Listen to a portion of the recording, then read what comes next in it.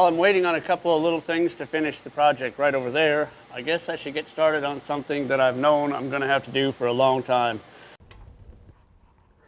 So I need to brace my frame rail once I get it perfectly level. Make them out of wood first so you can add a little to the metal part.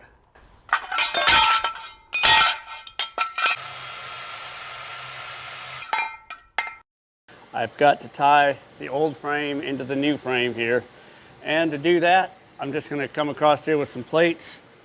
But, you know, I've got to box it all in, so I've cut out a fancy little cardboard template. I'm going to slide that up into there, check its fit, and then I'm going to make it out of metal and see if the piece out of metal fits. Cardboard always fits better because it's got a little give to it. I'm going to make this out of 18 gauge sheet metal. The metal that the original frame rail is made out of is probably just a little bit thicker than 16 gauge, but that'll make this a sacrificial part. And if I save this template, I can always make a new one. This car is never going to get wrecked though. We're not worried about that at all. Nobody's going to run into it. All right, scribe. Scribe. Scribe. Ta-da!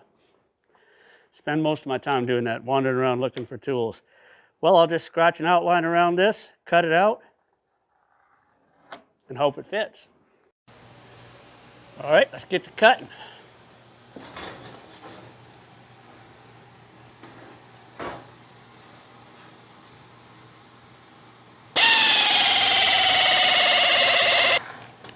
The thing about this part is when I get this cut out and bent, it has to line up with something on both ends of it. Sometimes it's real nice to be able to make parts that don't have to line up to anything on either end, that you're just starting an area. We'll get it eventually.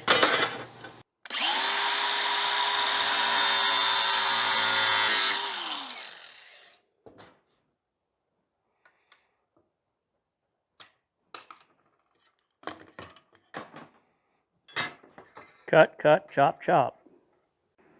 All right, here it is, the metal part clamped in place for an initial fit. Seems like it fits pretty good.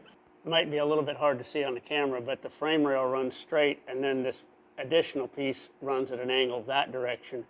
So there's a little gap right here. I'm going to have to rework this a little bit to kind of give it a little angle.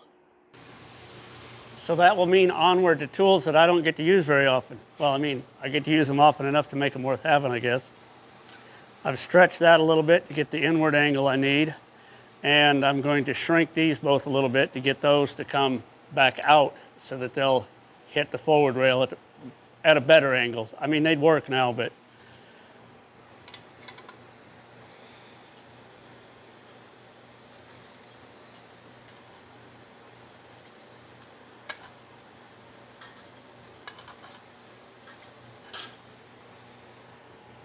like that.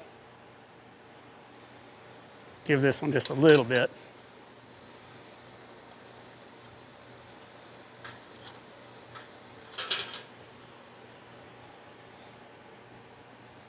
Should work.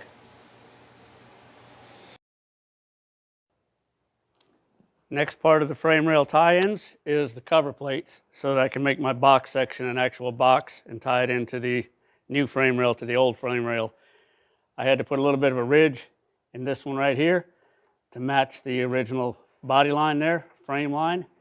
And I did that by cutting a notch in a piece of 2x2. And I will modify this to do this narrower notch on this side. And amazingly enough, my template from that side fits on this side. So we'll modify our crimper, cut out a piece of sheet metal, and it should fit. Metal part, a little adjusting and filing, it's pretty close. Now all I got to do is mark this, get that little ridge put in it. Just mark it where the top of that ridge is at.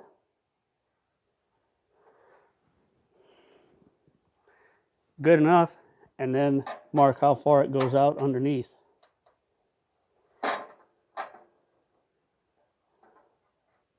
So that I can crimp it far enough to clear.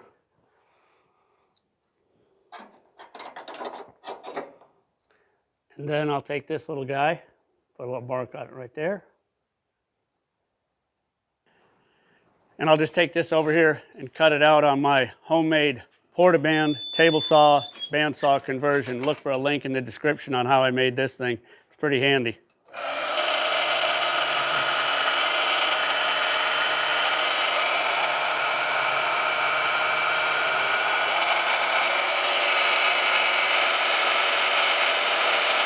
And then, because laziness wins out, I just took the pieces that I cut out of here, flip them over, tape them to the other block, and that gives me my negative part of the mold to press into. And presto, let's make sure we bend it the right direction. This is the top side.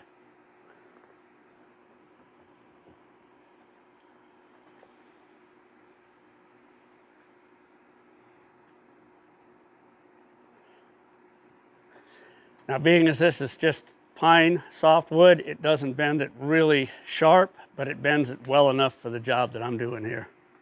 And my block on the back is a little bit off. All right, everything's lined up.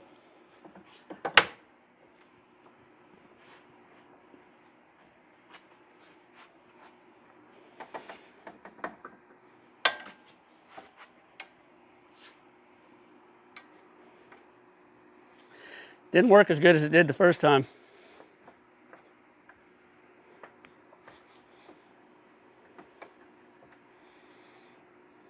Might have to drop it down a little bit. Get some more pressure on the top edge.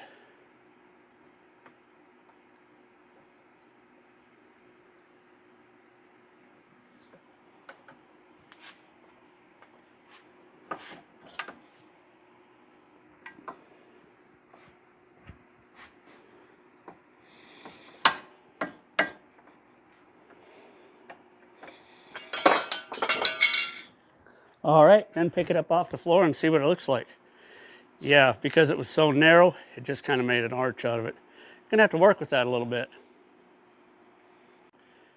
Clamped a block of steel in there. I'm just gonna sharpen that bend up a little bit.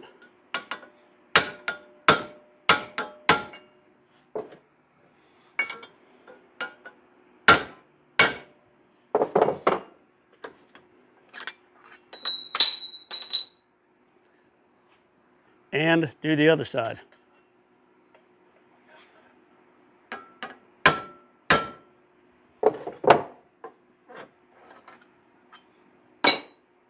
That should work.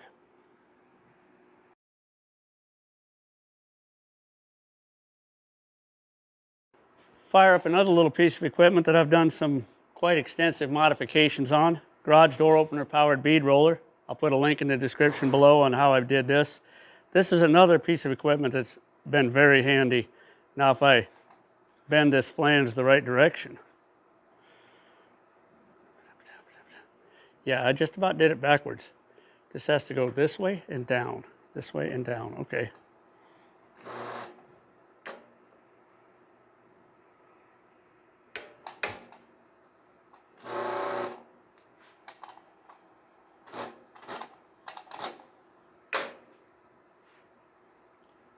Should work.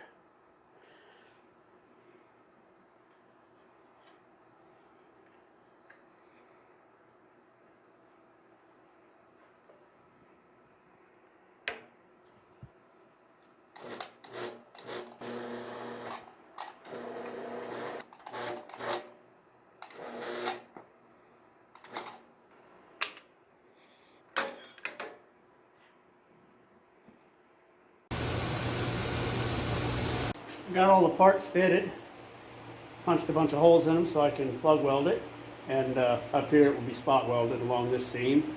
So now all I have to do is slide it in place, get it leveled up, lock it in.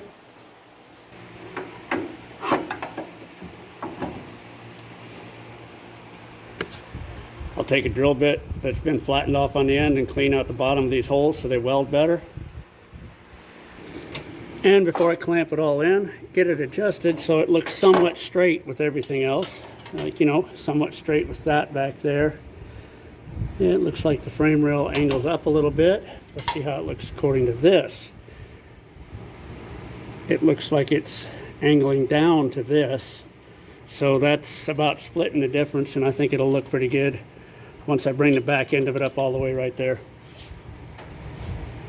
Now that I've got it clamped in place, I can take my flattened off drill bit here. If the camera will focus on that, it's just a drill bit ground flat. That'll clean out the paint on the bottom of the holes. Plug welds are bad enough welds with weld through primer on them. So any of it that you can get out of the way to get your arc started better, it helps.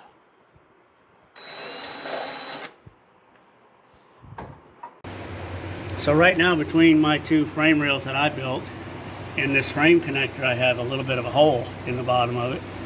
And rather than take the time to try to weld a metal plate in there and seal that and all that stuff, I'm going to put a block of foam in there, just slide it down in there. My reasoning behind that is that will at least stop trash from splashing up into there, and it may still let any moisture that accumulates drain out. So all I'm going to do is put a little adhesive on either side of this thing, slide it down in there, stick it in place. And I'm going to do that with the top off of it. Unlike what I did over on this side, I welded it all together, and then I had to stuff this little rubber block up through this bottom hole and get it straightened out in there. That was a lot of fun. But I got a little ahead of myself on that one. Not going to do that this time. And now that the little rubber block is in place, a little foam block, put this piece on, weld it in place, we'll be done with this side and this side. All right, I've got everything welded in place. Well, welded for me. I'm not a real great welder, and I affectionately call this weld through primer, weld resistant primer, because sometimes it welds all right, but most of the time it likes to splatter and pop a lot because, well, you got impurities in the weld when you're welding paint into your weld. Scribe that bad boy, trim it off, spot weld it in place, and we'll be done. I think when I finish this job, I'm going to clean up around here a little bit. Got stuff scattered everywhere. All right, I have my little metal tab tucked into place, and I'm going to try to hold this super light spot welder up in here and spot weld it.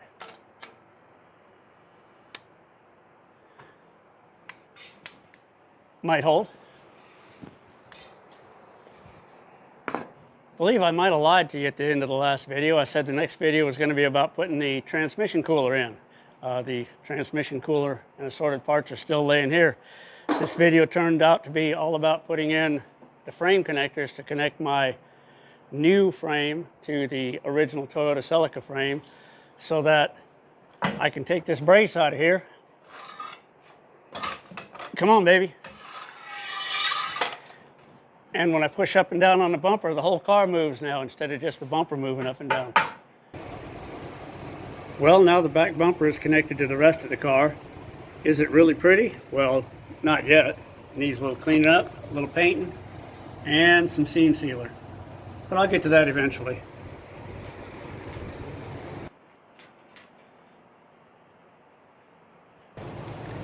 And getting the transmission cooler installed should be the next video, I think. All right, like, subscribe, share, leave a comment, and as always,